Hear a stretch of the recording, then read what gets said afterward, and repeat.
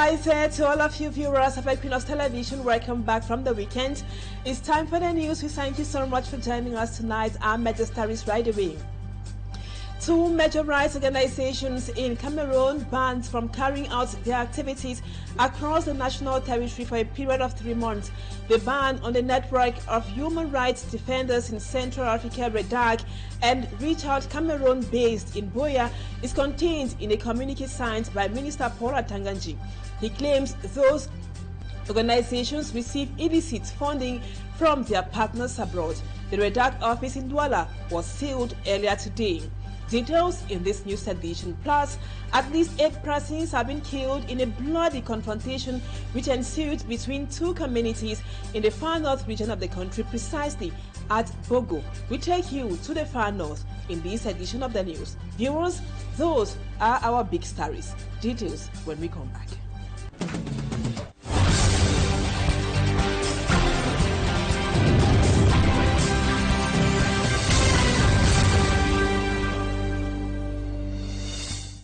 Welcome back, viewers. Thank you so much for the confidence.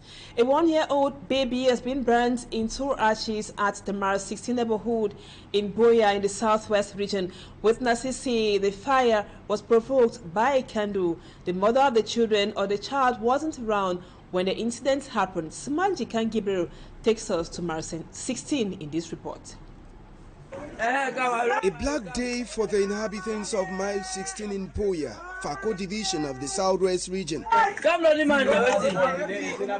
1-year-old child died in his sleep, while the sister, who had first-degree burns, is currently receiving medical attention at a local hospital in Buea.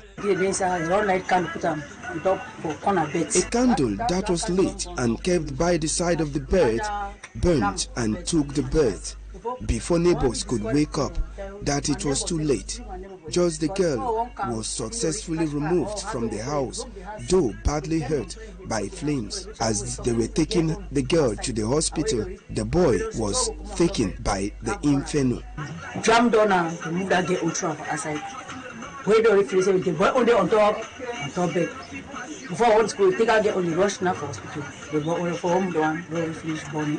Reports say the children were fast asleep when the incident occurred. Unconfirmed reports said at the time the fire was burning, the mother of the children had gone out with friends to relax while abandoning her kids at home with a candle because of no electricity supply. The girl child who was saved was 8-year-old.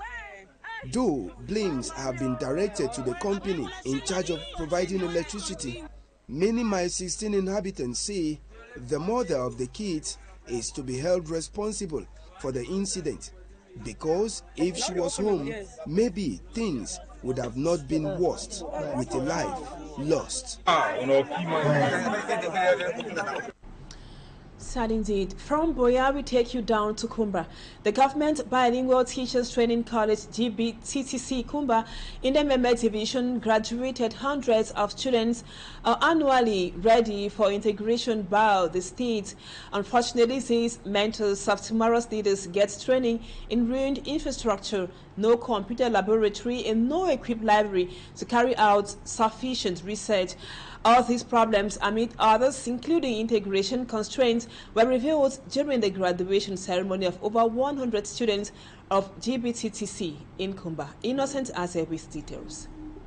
From this dilapidated colonial building constructed by the Germans and other ruined structures that grade 1 teachers are trained at the Government's Bilingual Teachers Training College, Kumba, in the Meme Division of the Southwest region. Though an important active institution, it has been neglected in terms of renovation and upgrades in an era of modernization. Dilapidated structures, we had to come up with an emergency plan so that they could have a good life in the environment.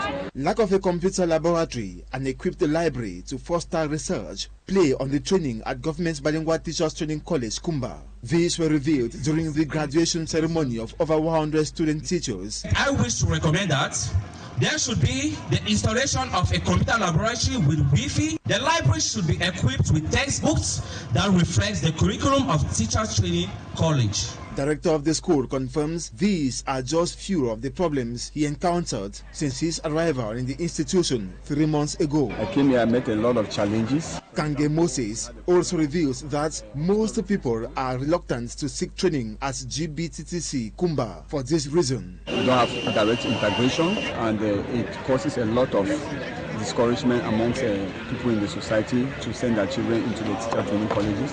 But no doubt things have been improving lately. Presiding over the graduation ceremony at GBTTC Kumba, the DO of Kumba 1, who represented the SDO from a Med division, said integration is not a problem. Integration into the public service is not automatic, but the state is aware of them. So we encourage them to continue in their research. They should not go and sit idle. They should continue even with private sector while waiting for an opportunity to join the public service. The DO also urged the graduates to be respectful, responsible, professional in their teaching career and avoid destabilizing learners with distorted Cameroon history, but teach only the facts as nation builders. Now over to one of our big stories. 7 persons have died in an inter-tribal clash between the Massa and the Musée communities in the Mayo-Danai division of the far north region of the country.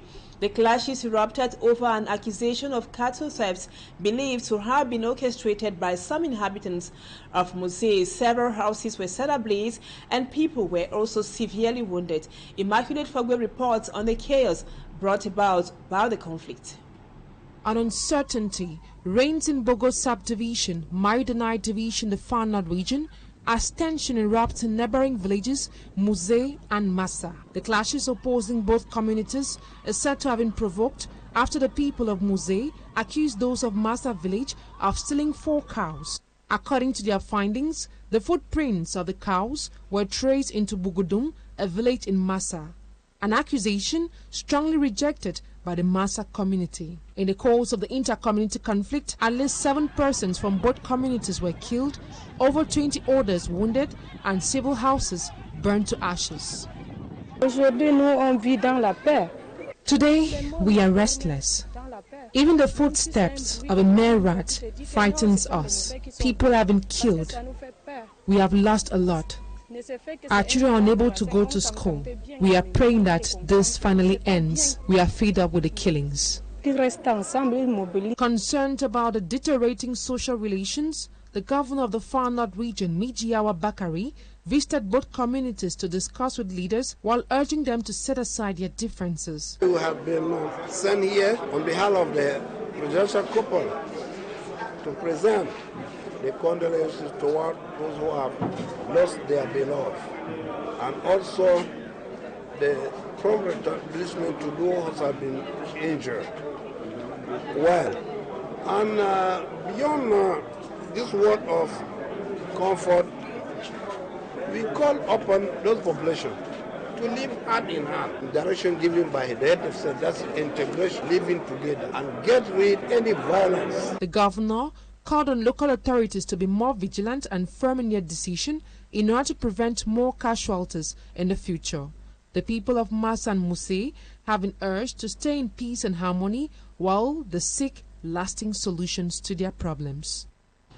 And now to this other big story. Human rights defenders decry gross violations of human rights by administrative authorities in Cameroon. They have condemned the decision of the Minister of Territorial Administration, Paul Atanganji, to suspend some civil society organizations, including the Network of Human Rights Defenders in Cameroon, REDAC, and also Reach Out Cameroon, based in Buea. The headquarters of REDAC was sealed today by the divisional officer of the Douala 1 subdivision. Babila Jonathan was there. Human rights advocate Barrister Alice Com breaks seals imposed by the administration and the Network of Human Rights Defenders in Central Africa, better known by its French language acronym, REDAC, in Douala, Monday. Tellement c'est illégal, tellement c'est brouillon, tellement c'est contre toute logique. The board chairperson of REDAC qualifies the sealing and the administrative decision to suspend the organization in Cameroon as illegal. Mr. Tanganji, he is always in the sensational. All he's saying is just false. Can he prove that he asked us to prove something and we denied and we failed? He cannot. He never did.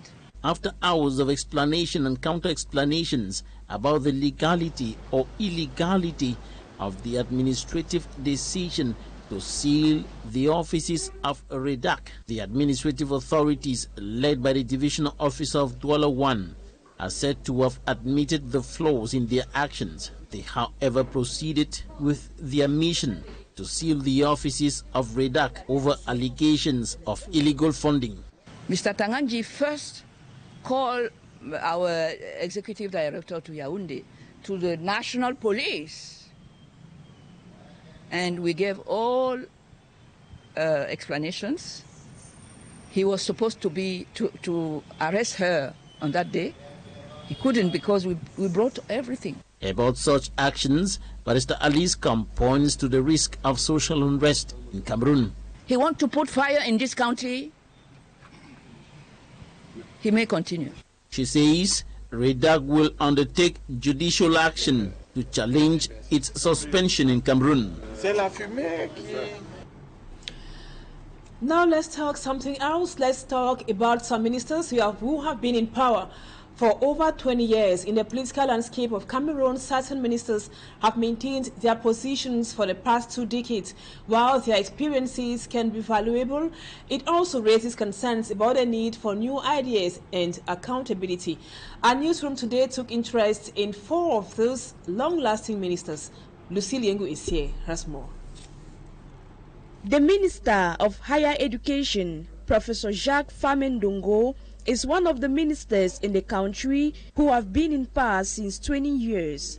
A politician affiliated with the Cameroon's People Democratic Movement, CPDM, has been at the helm of the ministry since December 8, 2004 and continue to serve. Following a cabinet reshuffle on January 4, 2019, he was promoted to the rank of Minister of State, Minister of Higher Education. Additionally, he has served as the Communications Secretary of the CPDM Central Committee for several years. In his reign, many universities rather face challenges related to inadequate teaching standards. As a result, Cameroonians, especially young people, seek opportunities abroad due to better prospects and conditions. Also, for 20 years, Luke Magloire Baga Thangana has held several significant positions in Cameroon, particularly in areas of trade. Since his appointment in 2004 as the Minister of Trade, prices of basic commodities constantly skyrocket, rendering life so difficult for many.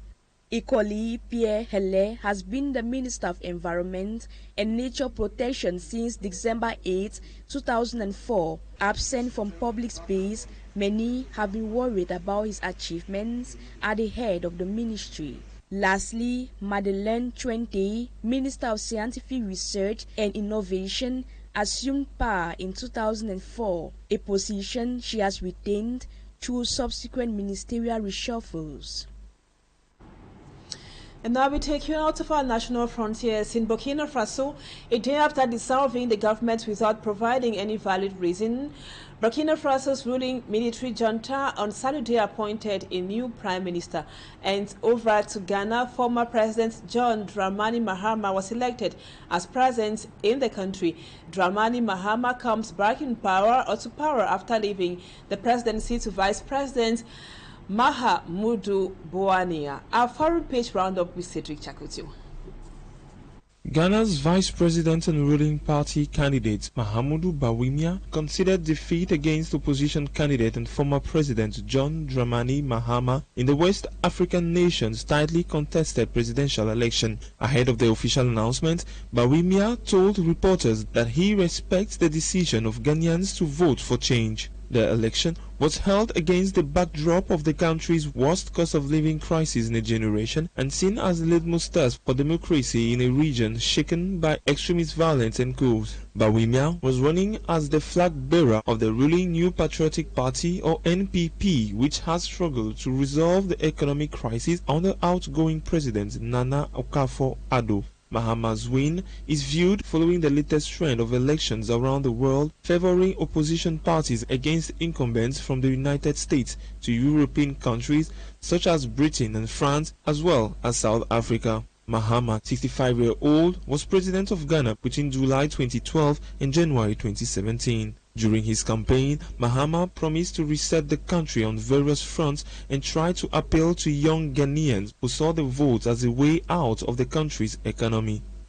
Elsewhere in Burkina Faso, Rimtalda Jean-Emmanuel, former Minister of Communication and government spokesman, was appointed Prime Minister by Captain Ibrahim Traoré, leader of the junta, according to a presidential decree read on national television. This announcement comes a day after the junta dissolved its government without an official explanation. And in Syrian, President Bashar Assad led the country on Sunday, bringing to a dramatic close his early 14-year struggle to hold onto control as his country fragmented in a brutal civil war that became a proxy battlefield for regional and international powers. The exit of the 15-year-old Assad stood in stark contrast to his first months of Syria's unlikely president in 2000. Thanks, Cedric, and that report brings us to the end of this edition of the news. Thank you, viewers, for always being with us. Thanks for the confidence. For some reasons beyond our control, we won't be having talking points tonight. But don't go away. Our programs continue as usual. Equinoxe who are live from Douala with Serge Alongutu and Julien Beth Bissay will be in the studio for the news in the French language. That would be at 8 p.m. Stay with us on Equinoxe Television and see you again tomorrow. Bye-bye for now.